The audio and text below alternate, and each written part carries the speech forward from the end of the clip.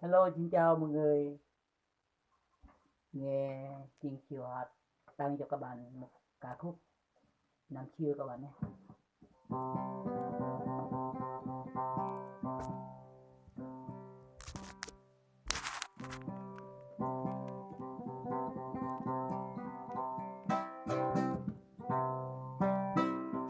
Người đi ở đây tươi nét câu ninh đây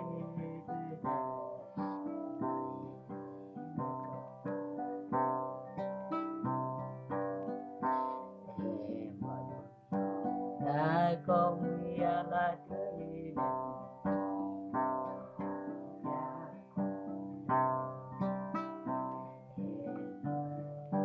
phải ta lấy có nhập lá tươi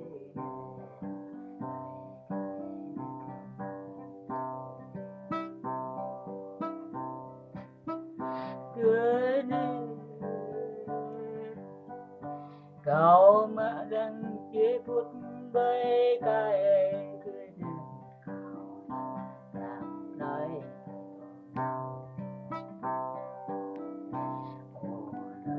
tươi nét con hoa tươi tươi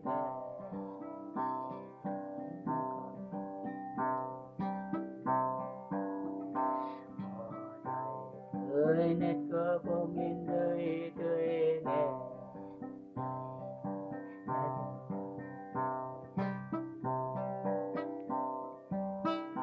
tươi nét kau bất tuâm đi chỗ thua tươi nét kau nói trong quần ta neo là tươi nét ta cho là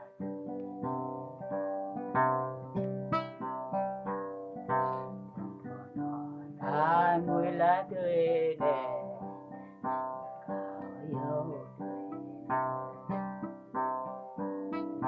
đứa này ôm ba rút tay ở ven bên tươi riêng tay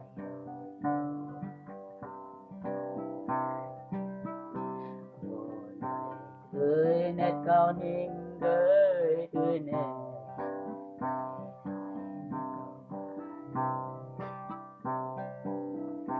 và ta hít bồ thao lao tá tươi nét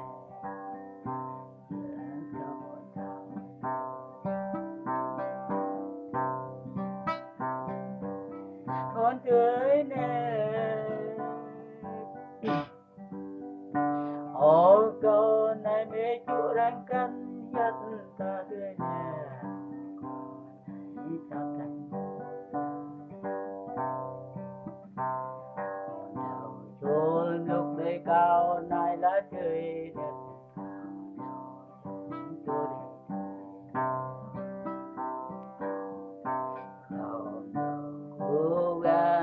không đâu ra đà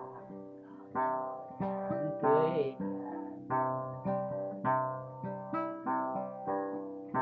tươi này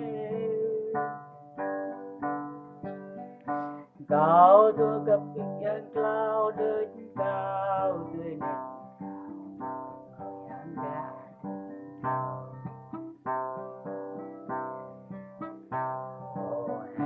cao ngã tương nói là tươi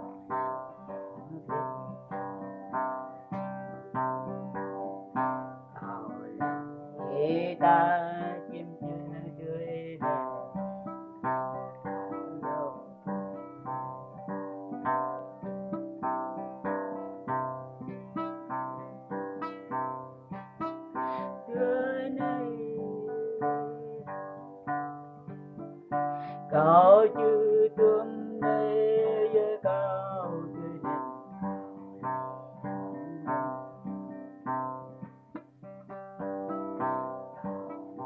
Mưa trơn yêu cao này tươi đẹp.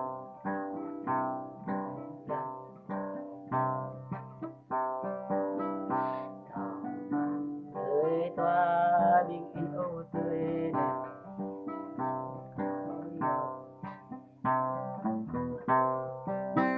Hello, xin chào mọi người. Xin chào để dừng lại về video tại đây mọi người nha. Chào mọi người.